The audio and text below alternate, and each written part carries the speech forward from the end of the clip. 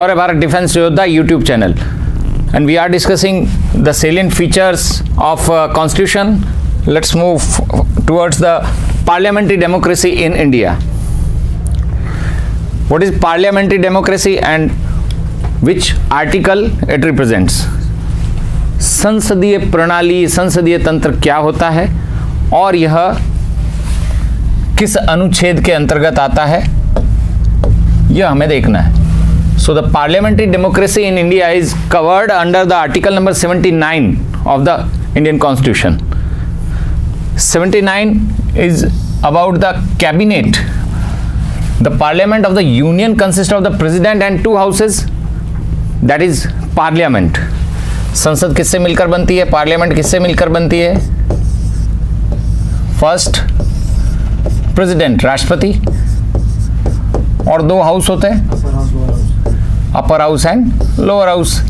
Upper house को ही हम कहते हैं काउंसिल ऑफ स्टेट्स या राज्यसभा. क्या कहेंगे? Rajya Sabha. And number third is lower house. Lower house is also known as house of people.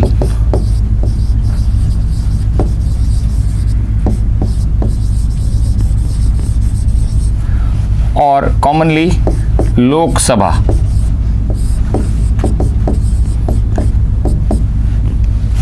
So this is the parliamentary system. और संसदीय प्रणाली हमने कहां से ली? From which country? ब्रिटेन. कहां से ली है? ब्रिटेन, क्योंकि उन्हीं का हमारे ऊपर जो मोनार्क थे वो सारे ब्रिटिशर्स ही थे और बाद में उनके रिप्रेजेंटेटिव जो आए थे वायसराय और गवर्नर जनरल के रूप में, उन्होंने हम पर राज किया था. तो उन्होंने जो सिस्टम लगाया तो हमने उसी को अडॉप्ट कर लिया. तो क्वेश्चन यदि आता है कि पार्लियामेंट्री डेमोक्रेसी या संसदीय लोकतंत्र की प्रणाली हमने कहाँ से ली है, तो ब्रिटेन के संविधान से, from the constitution of British और ब्रिटेन. देन दिस यूनियन, तो इससे क्या बन जाती है? यूनियन, संघ. क्या बन गया?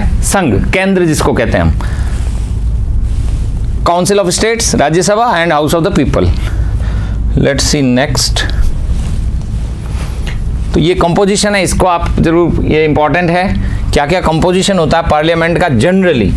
अभी की बात नहीं. President of India first, then Rajya Sabha, that is your upper house, and lastly Lok Sabha, lower house, house of people. क्या कॉन्स्टिट्यूशन है, क्या कॉम्पोजिशन है, एक बार इसमें जो लिखा हुआ है बहुत इंपॉर्टेंट है. First president elected by members of N electoral college. और कैसे इलेक्टोरल होता है, इलेक्शन कैसे होता है? राष्ट्रपति का चुनाव जो होता है वह किस पद्धति द्वारा होता है? Single transferable vote and proportional representation. आनुपातिक प्रतिनिधित्व और एकल संक्रमणीय मत प्रणाली के द्वारा किसका चुनाव किया जाता है? प्रेसिडेंट का या राष्ट्रपति का. आप में से काफी नए हैं, तो जो नया है उनका मीडियम क्या है? आप तो पुराने हैं. हिंदी, हिंदी. आपका इंग्लिश है, ठीक है. आपका इंग्लिश. सो कोई दिक्कत नहीं हो रही ना, दोनों में लैंग्वेज में आपको क्लियरली समझ में आ रहा है. So elected by members of an electoral college consisting of the elected members. अब यहाँ वर्ड पर ध्यान दीजिएगा, यहाँ क्वेश्चन मार्क सीधा सेलेक्ट करते हैं. एक इलेक्टोरल कॉलेज बनाया गया. इलेक्टोरल कॉलेज का मतलब है जो इसमें प्रेसिडेंट का सिलेक्शन करेंगे, उसका जो इलेक्शन करेंगे उसके लिए. अब प्रेसिडेंट के इलेक्शन में कौन पार्टिसिपेट कर सकते हैं, राष्ट्रपति के चुनाव में कौन भाग ले सकते हैं? तो पहला इंपॉर्टेंट पॉइंट आएगा इलेक्टेड मेंबर्स. कौन ले सकते हैं? Only elected members. क्या मैंने यहाँ कहीं नॉमिनेटेड वर्ड लिखा है क्या? नॉमिनेटेड मेंबर्स यानी मनोनीत सदस्य लिखा है? कहीं मैंने नहीं लिखा ना. तो हमेशा ध्यान रखना. और इसी पे क्वेश्चन बनाते हैं वो, क्योंकि हम पढ़ते वक्त इसको बहुत लाइटली पढ़ते हैं. हाँ, इलेक्टेड मेंबर्स बहुत वहाँ पूछते हैं, फिर क्वेश्चन बना के the members who can participate in the presidential elections. तो इलेक्टेड ध्यान रखना है. of both houses as well as legislative assemblies of states and UTs. अब यूटीज में मैं अभी बात नहीं कर रहा हूं, यूटीज की बात मैं अभी बाद में करूंगा। यानी जो विधानसभा है, लेजिस्लेटिव असेंबलीज ऑफ स्टेट्स, राज्यों में क्या होती है? विधानसभा, लेजिस्लेटिव असेंबली बोला जाता है उसको। तो वो भी पार्टिसिपेट करेंगे प्रेसिडेंट के इलेक्शन में। एंड यूटीज, अब यूटीज यानी यूनियन टेरिटरीज, जिसे हम केंद्र से या संघ शासित प्रदेश कहते हैं, उनमें से केवल दिल्ली और पुडुचेरी दो के ही मेंबर्स इसमें आएंगे, जो राष्ट्रपति के चुनाव में क्या लेंगे? पार्टिसिपेट करेंगे, भाग लेंगे, राइट? हाँ, बाकी क्यों नहीं? क्योंकि उनका इतना रिप्रेजेंटेशन नहीं है, बहुत कम है। नंबर ऑफ जो एक प्रोपोर्शन डिसाइड किया गया रेशियो में, उनका रिप्रेजेंटेशन उतना नहीं है बाकी यूटीज से। और सेकंड ये है कि दिल्ली में सीएम भी है, दिल्ली में सीएम भी है ना, अरविंद केजरीवाल। बाकी में क्या गोवा दमन दीव में है क्या? सॉरी, गोवा क्या, Dadar and Nagar Haveli and Daman and Diu में कोई सीएम है? नहीं है। चंडीगढ़ में सीएम है, वो एज ए कैपिटल है पंजाब हरियाणा की, but as a union territory नहीं है। तो पुडुचेरी और इस दिल्ली का रिप्रेजेंटेशन है, और दिल्ली बहुत बड़ा है, एज सीएम भी है इसमें। इन दोनों का रिप्रेजेंटेशन होता है। टर्म कितना होता है प्रेसिडेंट का? प्रेसिडेंट कितने वर्षों तक रह सकता है? 5 साल, 5 years। लेकिन subject to impeachment by parliament. कल मैंने बात कही थी इम्पीचमेंट, महाभियोग की प्रक्रिया। यदि राष्ट्रपति के कोई डिसीजन या कुछ डिस्क्रिमिनेशन वह ऐसा कर दे, भ्रष्टाचार के आरोप में फंस जाए, तो उस पर कौन सी प्रक्रिया लगाई जाती है? महाभियोग, इम्पीचमेंट प्रोसेस। अंडर आर्टिकल 61 भारतीय संविधान जो बना हुआ है, उसमें अनुच्छेद बने हुए हैं। उसमें अब आप क्या कि फर्स्ट टाइम आए हो तो आपको बेसिक स्ट्रक्चर तो अब निकल गया यहाँ से, तो मैं उसको रिफ्रेश कर देता हूँ। इंडियन कॉन्स्टिट्यूशन में आर्टिकल्स हैं, क्या है, कितने हैं, प्रेजेंटली कितने अनुच्छेद हैं? अभी जब कॉन्स्टिट्यूशन बना था तब थे 395, लेकिन अभी कितने? तो 475 कितने हो चुके हैं। और इसी तरह से कुछ पार्ट हैं इंडियन कॉन्स्टिट्यूशन के, भाग हैं। कितने भाग हैं? जब बने थे 22 थे, अभी कितने हो गए? 25। कितने हो गए? 25। पार्ट 25 हैं। और स्केड्यूल, अनुसूचियां 12 हैं। कितनी है? 12। पहले 8 थी, 4 और बढ़ाई गई। इस तरह से बना हमारा कॉन्स्टिट्यूशन, और उसमें ये 3 पिलर्स हैं इंपॉर्टेंट। तो ये कह रहे हैं टर्म जो है वह कितने वर्ष का होता है प्रेसिडेंट का? 5 years, subject to impeachment by parliament. संसद यदि उस पर महाभियोग की प्रक्रिया नहीं लगाए तब तक। अगर महाभियोग लग गया, इम्पीचमेंट लग गया, तो जरूरी नहीं कि वो 5 साल निकाले। और वह हालांकि जो राष्ट्रपति पर महाभियोग चलाना बहुत बड़ी बात होती है, उसके लिए आपके दोनों हाउस से वोट आने चाहिए। दोनों हाउस समझ रहे हैं आप? Council of states and house of people, यानी लोकसभा राज्यसभा, दोनों से। दोनों का आप एक साथ कर नहीं सकते, बड़ी मुश्किल से होते हैं, क्योंकि एक में कोई पार्टी होती है और एक में मेजोरिटी किसी और पार्टी की हो सकती है। तो जैसे अमेरिका में अभी जो फॉर्मर प्रेसिडेंट थे, अभी तो है जो बिडेन, उससे पहले थे डोनाल्ड ट्रंप, उन पर लगाया गया था इम्पीचमेंट प्रोसेस, लेकिन लोअर हाउस से तो वो पास हो गया, लेकिन अपर हाउस में जाकर मेजोरिटी नहीं मिली, उसको कैंसिल हो गया। तो प्रेसिडेंट पर इम्पीचमेंट लगाना बहुत बड़ा काम है। ये तो हो गया हमारा पहला जो सबसे इंपॉर्टेंट पिलर है, हेड ऑफ स्टेट है, वह कौन है? President. Second, council of state, Rajya Sabha. अब यहाँ पहला ही क्वेश्चन, बहुत इंपॉर्टेंट क्वेश्चन जो बनता है, वो मैंने हमेशा बताया, एक जनरल क्वेश्चन पूछता हूं मैं, what is the term of council of state? Rajya Sabha का कार्यकाल कितना होता है? तो हमेशा होगा इनफाइनाइट, अनंत, क्योंकि जो काउंसिल ऑफ स्टेट्स है वो एक परमानेंट हाउस है और उसका डिसोल्यूशन नहीं होता है। अब क्वेश्चन फिर चेंज हो रहा है, what is the term of members of council of states? तो चेंज हो जाकर कितना हो जाएगा 6 ईयर्स। तो क्वेश्चन की लैंग्वेज क्या कहती है वो बहुत इंपॉर्टेंट रहता है इन this case. Akanksha, very good afternoon, welcome. कोई मैसेज आपने रिट्रैक्ट किया है, कोई आंसर था आपका, वो आप वापस सेंड कर सकते हैं, कोई दिक्कत नहीं है। सो कॉम्पोजिशन क्या है राज्यसभा का? देखिए संगठन कितने मेंबर्स हैं, 250। Total number of members 250। 238 representing states and UTs. 250 में से कितने, 238 किसको रिप्रेजेंट करते हैं? या तो राज्य को या फिर केंद्र शासित प्रदेशों को, स्टेट्स को या यूटीज को। And 12 nominated by president of India. 12 क्या किए जाते हैं वहां पर, नॉमिनेट किए जाते हैं। कौन करता है? प्रेसिडेंट। 6 स्पेशल डिपार्टमेंट होते हैं जिसमें आपको स्पोर्ट्स, आर्ट्स, कोई साइंटिफिक रिसर्च की पर्सनैलिटी है, सोशल कोई बहुत बड़ा आपको अवार्ड मिला हुआ है वर्क के लिए। तो ये सभी जो 6 स्पेशल जो एरियाज हैं उससे प्रेसिडेंट जिसको चाहेगा उसको करेगा। और प्रेसिडेंट अकेला नहीं चाहता, एक कमेटी बनती है, पहले वह कमेटी उन नामों को भेजती है प्रेसिडेंट को। प्रेसिडेंट के साथ जो कमेटी और पीएम भी होता है वो सभी रेकमेंड करके फाइनल करते हैं, लेकिन नाम किसका आता है? प्रेसिडेंट का। तो प्रेसिडेंट इनको नॉमिनेट करता है। जैसे सचिन तेंदुलकर, नाम तो सुना होगा आपने, है अभी संसद में है, नॉमिनेटेड है, प्रेसिडेंट ने किया हुआ है। हीरोइन हेमा मालिनी, रेखा, ये सभी नॉमिनेटेड है। तो ऐसी कुछ पर्सनैलिटीज होती हैं जिनको नॉमिनेट किया जाता है।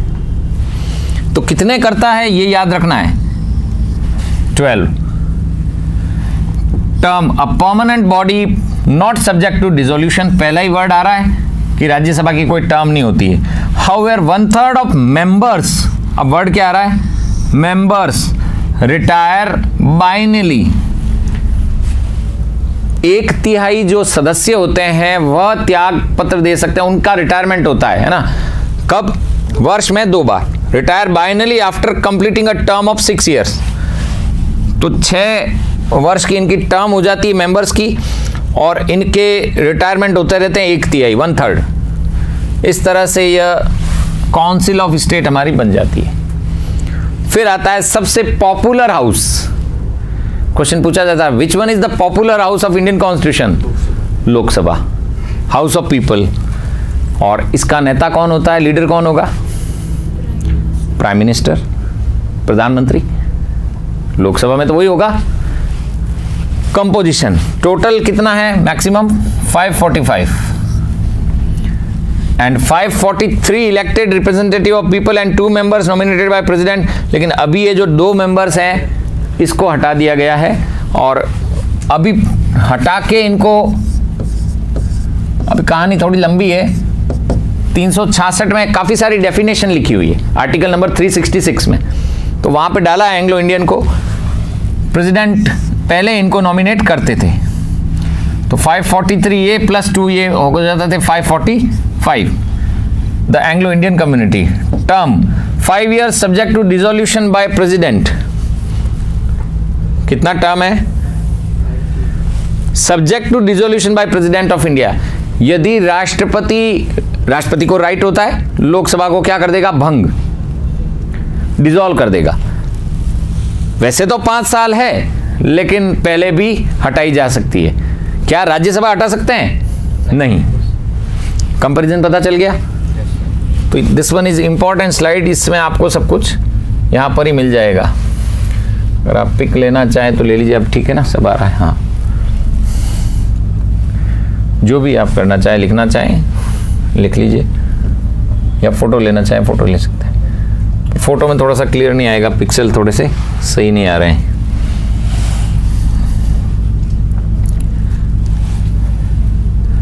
चलें आगे। नेक्स्ट, तो ये जो नेचर है हमारे पार्लियामेंट की, या कैसी है, बाइकैमरल, 2 सदन है, बाइकैमरल है। और कैमरल का यहां मीनिंग होता है चैम्बर। एक्चुअली मीनिंग क्या है, चैम्बर या रूम, चैम्बर और रूम, 2 रूम्स। कौन कौन से है, 2 अभी हमने देखा था, राज्यसभा और लोकसभा। तो ये वर्ड किसको रिप्रेजेंट कर रहा है, bicameral. And the need for a bicameral system of legislature in a federation is admitted. और उसके अकॉर्डिंग द अपर हाउस, वो बात है, सब मैंने यही लिखी हुई है, represent the units, the lower house represent the people. ये इंपॉर्टेंट डिस्क्रिप्शन है। अपर हाउस किसको रिप्रेजेंट कर रहा है, यूनिट्स को। लोअर हाउस किसको रिप्रेजेंट कर रहा है, पीपल को। तभी तो लोकसभा कहते हैं। The 2 houses respectively at once functioning to preserve the integrity of the units and to secure the integration of the union. इससे बन जाती है यूनियन। अभी बात कर ली थी हमने, इन तीनों से मिलकर यूनियन बन जाती है। प्रेसिडेंट भी इसमें इंक्लूड हो जाते हैं। तो यहाँ तो कुछ ज़्यादा नहीं। बाइकैमरल नेचर ध्यान रखना है हमको। वो बात, राज्यसभा में कितने क्या मेंबर होते हैं, वही कुछ सब कुछ बताया है। 250 members where the president nominates 12 in the manner provided. 12 सदस्य कौन नॉमिनेट करता है, प्रेसिडेंट करता है, right. The remaining 238 members will be representative of the states and the union territories. वही बात है जिसका डिस्क्रिप्शन दिया हुआ है और कुछ नहीं। And then again Lok Sabha consist of 543 members and वही बात, सब कुछ लोकसभा के बारे में।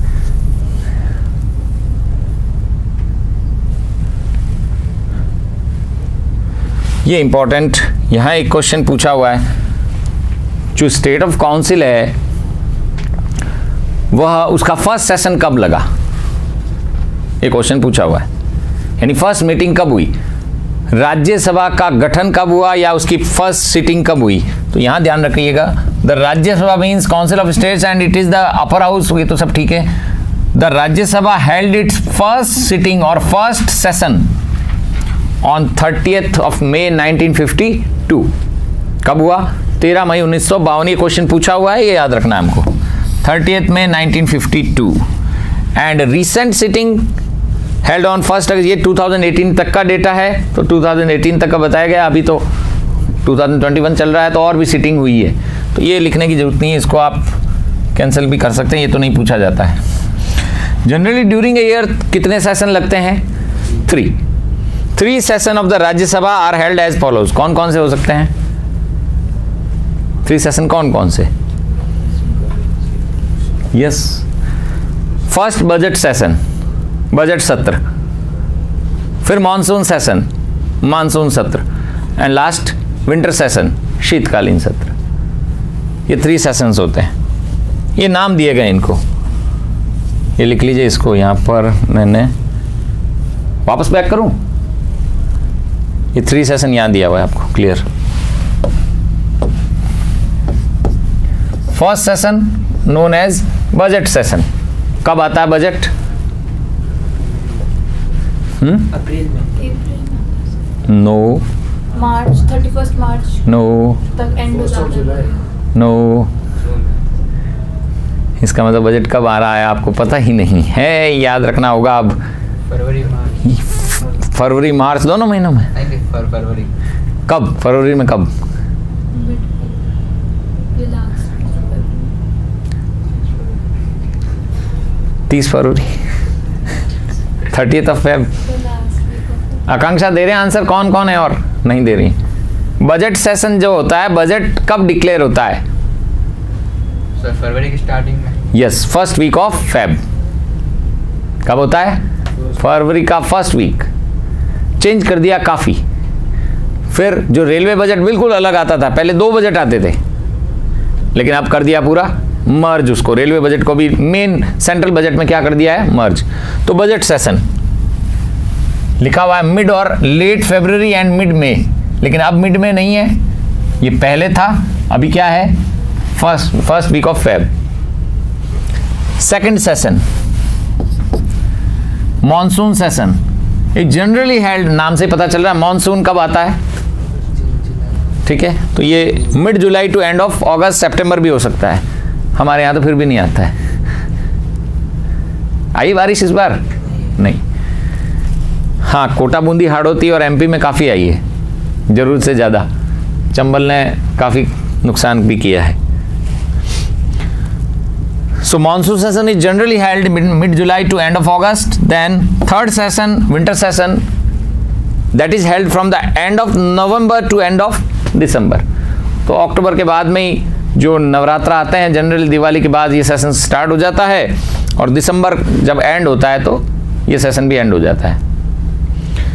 तो ये 3 सेशन होते हैं पार्लियामेंट्री डेमोक्रेसी में, जो काउंसिल ऑफ स्टेट्स है उसके, नोट कर लीजिए।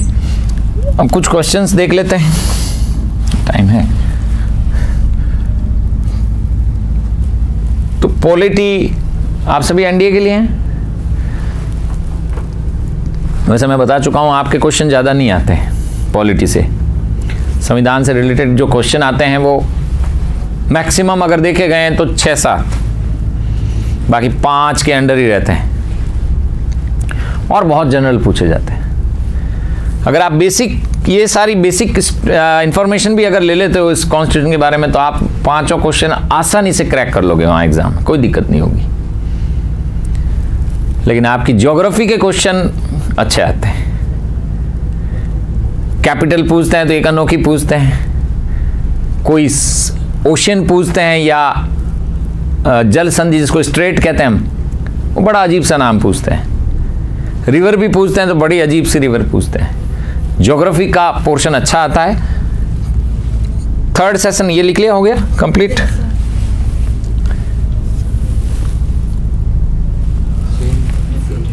सेम है, यस।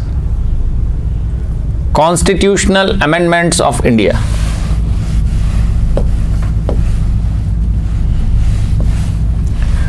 क्या क्या है कॉन्स्टिट्यूशनल अमेंडमेंट्स ऑफ इंडिया में?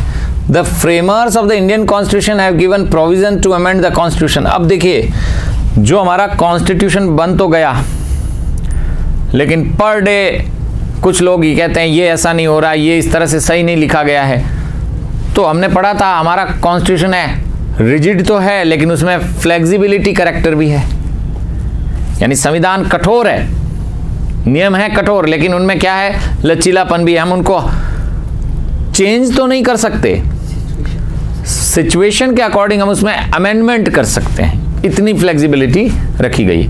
उसके मूल ढांचे में, उसके इंफ्रास्ट्रक्चर में कोई चेंज नहीं होगा कॉन्स्टिट्यूशन के, ये जरूर कह के गए। कौन कह के गए? फ्रेमर्स। और कौन थे फ्रेमर्स? किसने किया था? ड्राफ्ट कमेटी के हेड कौन थे? डॉक्टर भीमराव अंबेडकर। और कौन सी कमेटी पता है? बस एक ही पता है, बस उसी का रट्टा मारा हुआ। कितने मेंबर थे इस कमेटी में?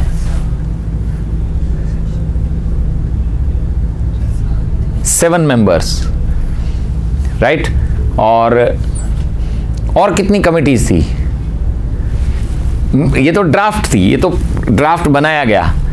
एक्चुअली एक गाड़ी होती है, गाड़ी को चलाने वाला भी तो इंपॉर्टेंट होता है, तो स्टीयरिंग कमेटी, जो स्टीयरिंग संभालते हैं ना गाड़ी का, हिंदी में कहा जाता है संचालन समिति।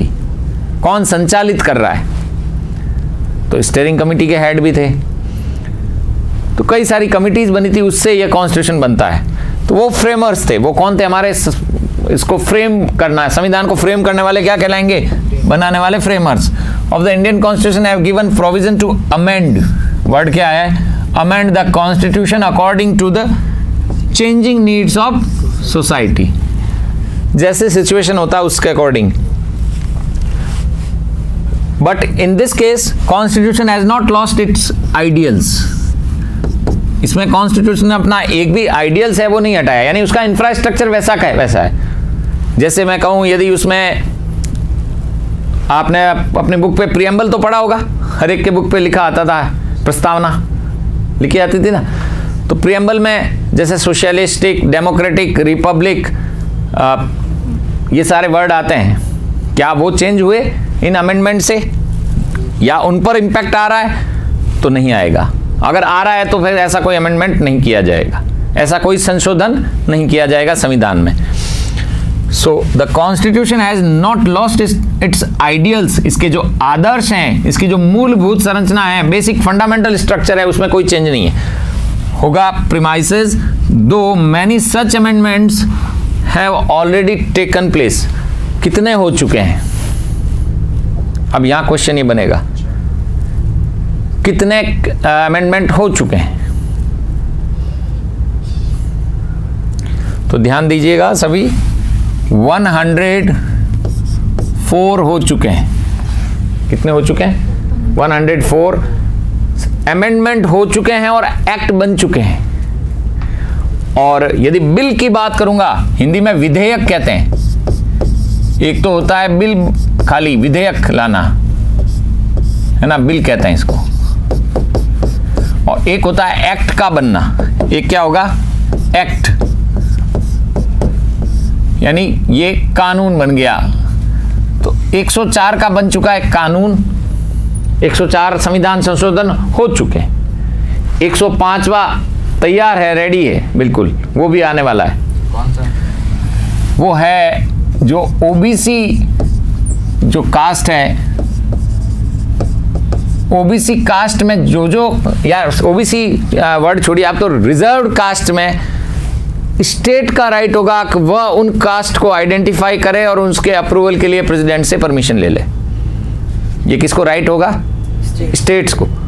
जैसे एमपी में कोई कास्ट मिली तो अभी क्या कर दिया गया था कि राइट्स किसको दे दिए गए थे?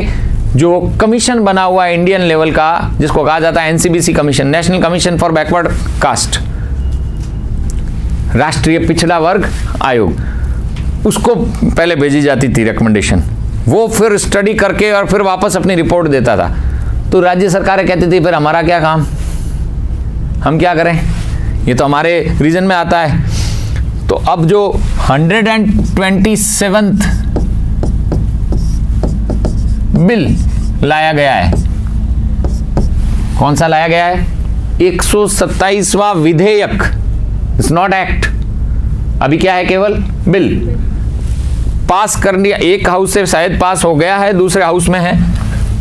जब ये पास हो जाएगा और लास्ट में पास होकर सिग्नेचर किसके होते हैं? प्रेसिडेंट, यानी राष्ट्रपति उसका अनुमोदन कर देगा अपने सील सिग्नेचर के साथ। उसकी टेबल से जब पास हो जाएगा तो वह बन जाता है फिर क्या?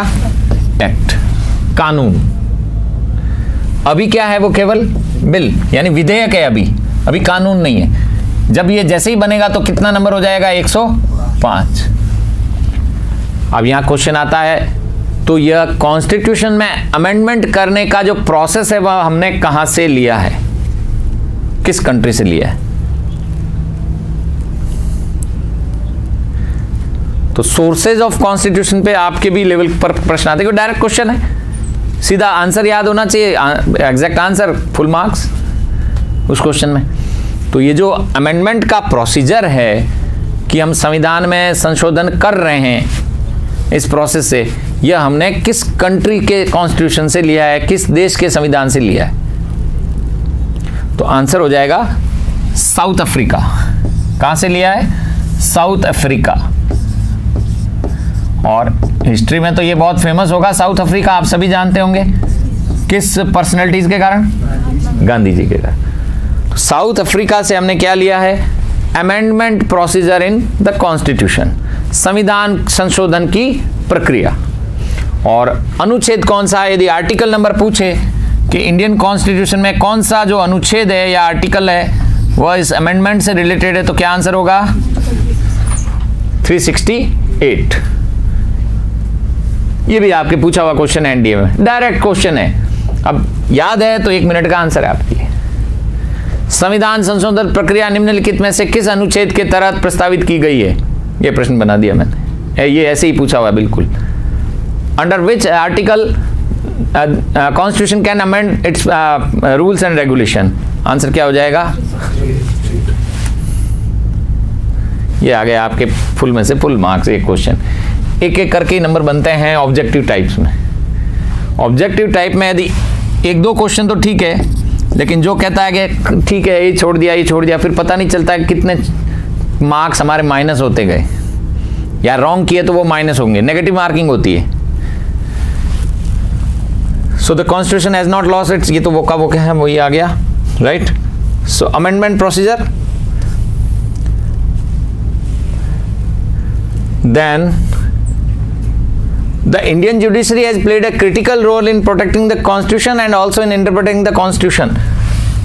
That means जो मूल ढांचे में चेंज नहीं हो इसकी चौकीदारी कौन करेगा? आप मेरा मतलब समझ रहे हैं बिल्कुल. Who guarded this principle of our constitution कि कॉन्स्टिट्यूशन के इंफ्रास्ट्रक्चर में कोई चेंज तो नहीं आ रहा इस अमेंडमेंट से? जुडिशरी. न्यायपालिका करेगी. वो कहेगी आपने ये चेंज करने के लिए आपने बिल तो ला दिया लेकिन this is not appropriate bill, और इससे जो इंफ्रास्ट्रक्चर है कॉन्स्टिट्यूशन का उसमें क्या हो रहा है? चेंजेज आ रहा है. तो फंडामेंटल स्ट्रक्चर चेंज नहीं होना चाहिए जो कॉन्स्टिट्यूशन का है. सो न्यायपालिका, judiciary, Indian judiciary has played a critical role in protecting the constitution and also interpreting the constitution. अब ये क्वेश्चन कैसे बनता है? वहाँ क्वेश्चन बनेगा और वहाँ संसद, पार्लियामेंट ज़्यादातर लगा कर आता है. मैंने कई बार ये क्वेश्चन पूछा हुआ है. स्टूडेंट ज़्यादातर क्या लगाते हैं? पार्लियामेंट. जबकि आंसर क्या होगा? जुडिशरी. ये ध्यान रखना है बस. संविधान के मूल ढांचे में यदि परिवर्तन हो जाए संशोधन प्रक्रिया के दौरान तो इसके लिए रिव्यू कौन कर सकता है? किसको अधिकार है? उत्तर क्या होगा? जुडिशरी. और वहाँ पहला संसद लिखा रहता है और सीधा संसद करके आ जाते हैं, क्योंकि राज्यसभा लोकसभा उसी में होती है, वो दिमाग में वही आता है सीधा. न्यायपालिका, judiciary. The Indian constitution accepts and accommodates the necessity of modification according to the changing situation of society. ये तो ठीक हो गया था. There has been enough flexibility, ये एक वर्ड आ रहा है, इन इम्प्लीमेंटिंग द कॉन्स्टिट्यूशन. संविधान को जब व्यवहारिक तौर पर लाया गया उपयोग में तो उसमें क्या रखा गया? लचीलापन, फ्लेक्सिबिलिटी रखी गई कि जहां हम चेंजेस कर सकें according to need of the society, time, place, इन सब की नीड के अकॉर्डिंग क्या कर सकें हम इसमें? चेंजेस कर सकें. बहुत सारे चेंजेस किए गए हैं. और कौन सा सबसे बड़ा चेंज हुआ है?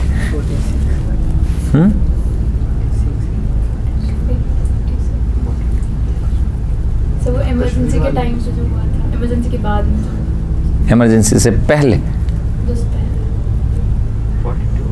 42nd अमेंडमेंट, जिसको क्या कहा जाता है? Mini constitution. सबसे बड़ा जो चेंज किया गया था वो 42वें संविधान संशोधन से किया गया था. कौन से नंबर का? 42nd. इसका मतलब 41 उससे पहले हो चुके थे. 1976 में, 1976 में किया गया था. उसके बाद एक और इम्पॉर्टेंट है 44th, वो भी बहुत अधिक चर्चा में. 42nd and 44th. 42nd होता है 1976 में और 44th होता है 1978 में, लेकिन अप्लाई होता है 1979 में. एक साल बाद में उसको, एक साल बाद नहीं, वो क्या नवंबर दिसंबर आ जाता था, तो आप प्रोसेसिंग में लाएंगे तो नेक्स्ट ईयर आ जाएगा, नेचुरल है. तो इस तरह से वो 79 में इम्प्लीमेंट हुआ था. ये तो हो गए हमारे कुछ फैक्ट्स, और अब हम कर लेते हैं एक दो क्वेश्चन. हमारा इसी तरह से पैटर्न हमेशा रहता है. तो 44th किस पे बेस्ड है? 44th में बहुत सारे चेंजेस हैं, एक नहीं है कोई. जैसे जो लीगल राइट बनाया गया ना, किसको? Right to property. वो लीगल राइट किस कॉन्स्टिट्यूशन के थ्रू बनाया गया था? अमेंडमेंट 44th, 44वें संविधान संशोधन की प्रक्रिया के अंतर्गत. ये हमने कल कर लिए थे. चाइना वाला हो गया था ना ये. हाँ, यूएसए आंसर था जिसका. अब आपका क्वेश्चन आ रहा है ये, the English crown is an example of what? इसका मतलब ये है कि जो ब्रिटिश शासन व्यवस्था थी उसमें जो राजा था, क्राउन, दैट मीन्स जो वहां पर राज कर रहा था, वो निम्नलिखित में से किसका एग्जाम्पल बनता है?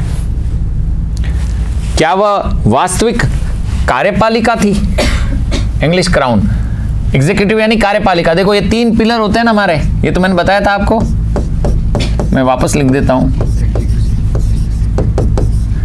दोनों का हिंदी में भी लिख देता हूं साथ में, ताकि ये भी समझ लें.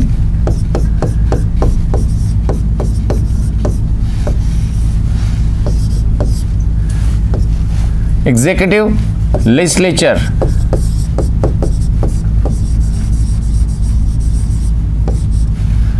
इसको क्या कहेंगे, विधायिका, कार्यपालिका, विधायिका या व्यवस्थापिका भी कहते हैं। और थर्ड आ जाएगा इसी सीक्वेंस में जुडिशरी,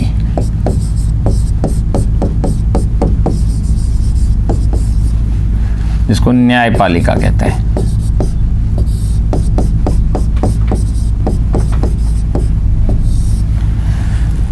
तो अब ये क्या पूछ रहे हैं, ध्यान दीजिए, इनमें सब में कॉमन वर्ड क्या आया है, एग्जीक्यूटिव। कि जो इंग्लिश क्राउन था और उसने वहां उनके रिप्रेजेंटेटिव बनकर यहां कौन आते थे, सारे, या फिर उनको क्या कहते थे, नहीं चांसलर नहीं, गवर्नर जनरल कहते थे ना हम। Lord William Bentinck, Lord Canning, Lord Dalhousie, Lord Dufferin, बहुत सारे आए थे, वो रिप्रेजेंटेटिव ही थे उसके ब्रिटिश क्राउन के। तो वही तो एग्जीक्यूटिव तो वही थे, काम वही संभालते थे ना सारा। तो अब ये पूछना चाह रहे हैं कि इन सभी को लेकर इंग्लिश जो क्राउन था वह किस प्रकार की एग्जीक्यूटिव का उदाहरण था।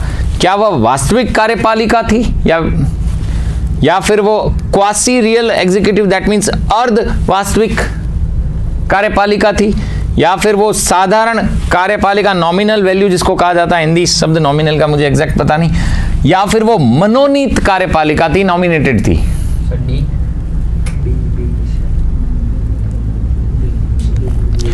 तो यहां पे ये तो बिल्कुल ही हो जाएगा आपका कैंसिल, नॉमिनेटेड तो नहीं थी। सर नॉमिनल भी नहीं थी, सिर्फ 50-50। सर नॉमिनल तो ये आपके 50-50 बता दीजिए, चलो। सर यही होगा, रियल एग्जीक्यूटिव थे,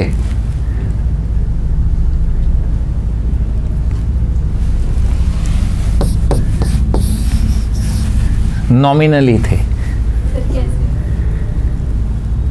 एक तो वो उनका टर्म नहीं होता था कुछ, और बाद में 5 इयर्स कर दिया गया था, लेकिन किसी का भी 5 इयर्स कोई जरूरी नहीं था कि इसका 5 इयर्स हुआ, किसी का 4 इयर्स हुआ, तो रियल तो थे नहीं। दैट मीन्स रियल कब होगा, जैसे हम कहते हैं हमारे यहाँ जो MP सेलेक्ट किए जाते हैं लोगों से इलेक्शन के द्वारा, और उनकी वैधता कितने वर्ष तक होती है, 5 इयर्स। क्या ऐसा था क्या इनके केस में? नहीं था, तो ये तो कैंसिल हो गया ना फिर। और ये तो वैसे ही नहीं था, जब ये नहीं है तो ये होगा ही नहीं, ये नहीं है तो ये नहीं होगा, और ये तो बिल्कुल ही नहीं होगा, नॉमिनेटेड थे नहीं वो, राइट, नॉमिनल एग्जीक्यूटिव थे। नेक्स्ट क्वेश्चन, ये तो आप सबको आता होगा, फटाफट से आंसर मार दीजिए। The declaration that democracy is a government of the people, by the people, for the people was made by Lincoln, Abraham Lincoln। कहाँ के प्रेसिडेंट थे? US के president. So A is the correct answer, Abraham Lincoln। George Washington नहीं थे, लेकिन ये first president थे, first president of US। Theodore Roosevelt नहीं थे, ये कब थे, 19, जब सेकेंड वर्ल्ड वॉर चल रहा था तो ये थे। एंड देन विंस्टन चर्चिल, ये तो US के थे ही नहीं, ये थे ब्रिटिश। क्लीमेंट एटली, विंस्टन चर्चिल, ये सारे ब्रिटिशर्स। तो सीधा आंसर है, इसमें कोई दिक्कत नहीं है। वन मोर क्वेश्चन,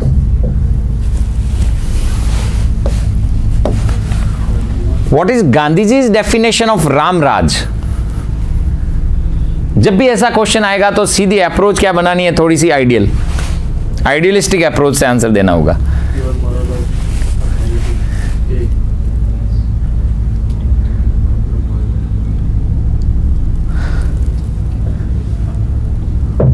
सामने ही दिख रहा, हाँ, कोई मैसेज तो नहीं आ रहा? नहीं। अभी मैंने क्या कहा, प्योर आइडियलिस्टिक अप्रोच में आ जाना है जब भी ऐसा क्वेश्चन आता है। तो अब यहाँ आइडियलिस्टिक अप्रोच ये है क्या? नहीं है। किंग के हाथ में हम नहीं देंगे। The greatest good of all, लेकिन ये भी नहीं। अब इन दो में चलो 50-50 कर दिया मैंने। कौन सा? ए या बी? बी या ए? तो नेचुरल है यही होगा ना, ये तो वहां की बात कर रहे हैं राम की, तो फिर अकॉर्डिंग टू गांधी जी थोड़ी ना हुआ है ना। ये तो कह रहे the rule as it was during the time of Rama, as it is तो हो नहीं सकता।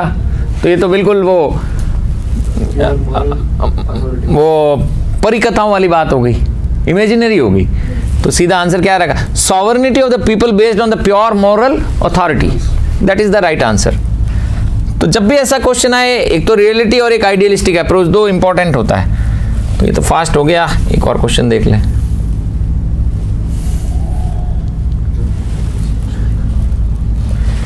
The most essential feature of the parliament form of government is the independent judiciary, sovereignty of the parliament, written constitution, accountability of the executive to the legislature और independent judiciary।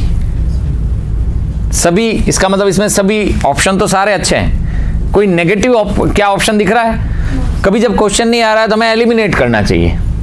अब यहाँ eliminate भी हमें बहुत सोच के करना है, क्योंकि सारे ऑप्शन जो हैं वो आइडियलिस्टिक है और एक्चुअल है, इसमें नेगेशन कहीं नहीं हो रहा है। कोई ऐसी बात की गई है कि नहीं, कि संविधान में ऐसा नहीं था, ऐसी तो कोई ऑप्शन में बात नहीं की गई। पहला ऑप्शन क्या दिया है? सॉवरेनिटी ऑफ द पार्लियामेंट, संसद की क्या है? संप्रभुता है। हमने प्रस्तावना में लिखा है ना, हिंदी में लिखते हैं ना हम, भारत के लोग, भारत को संप्रभु लोकतंत्रात्मक गणराज्य, तो सॉवरेनिटी है, तो ये तो समझ में आ गया। रिटन कॉन्स्टिट्यूशन है, अकाउंटेबिलिटी है एग्जीक्यूटिव की लेजिस्लेचर के प्रति, और इंडिपेंडेंट जुडिशरी भी है। यानी मेरे कहने का मतलब नेगेशन तो कहीं नहीं हो रहा है, नेगेटिव तो कहीं नहीं आ रहा है चारों ऑप्शन में। तो यहाँ फिर बहुत ध्यान देना पड़ेगा। इसने प्रायोरिटी पूछी है, वेरी इंपॉर्टेंट प्रायोरिटी। तो यहाँ पर आंसर क्या होगा? देखिए सॉवरेनिटी ऑफ द पार्लियामेंट है, ठीक है, बट पार्लियामेंट्री फॉर्म तो और ज़्यादा सब्जेक्ट, ये कोई इतना सा ही थोड़ी ना है कि बस पार्लियामेंट सोवरेन हो गई तो फिर पीपल का क्या होगा? जो नॉर्मल पीपल है उनका क्या होगा? ठीक है, तो ये नहीं हो सकता, कट किया मैंने। रिटन कॉन्स्टिट्यूशन है, तो रिटन कॉन्स्टिट्यूशन होने से पार्लियामेंट्री फॉर्म ऑफ गवर्नमेंट पे क्या इंपैक्ट आएगा? कुछ नहीं। Accountability of the executive to the legislature है, बिल्कुल है, लेकिन एग्जीक्यूटिव को कौन देखेगा अगर उसने कोई डिसीजन उल्टा सीधा दे दिया तो राइट आंसर क्या हो जाएगा? और हमने बताया था कि इसने एक पॉइंट वो भी लिया था जो यूएस से लिया था, जुडिशियल रिव्यू, कि जो डिसीजन जा चुके हैं उनका भी पुनरावलोकन, न्यायिक पुनरावलोकन की प्रक्रिया, न्याय को पुनः देखना कि जो जजमेंट दिए जा चुके हैं उसको रिव्यू वापस करना है। वो भी कौन कर सकती है? जुडिशरी। कौन कर सकती है? न्यायपालिका। So that is the real answer. Okay, thank you so much. तो इस तरह से हम डेली कंटेंट प्लस क्वेश्चंस, ताकि बहुत अच्छी तरह से वो आपके दिमाग में ये जो बेसिक स्ट्रक्चर है कॉन्स्टिट्यूशन का वो जमा हो जाए, है ना, डिपॉजिट हो जाए। फिक्स डिपॉजिट रखते हैं ना बैंक में, वैसा एफडी हो जाए।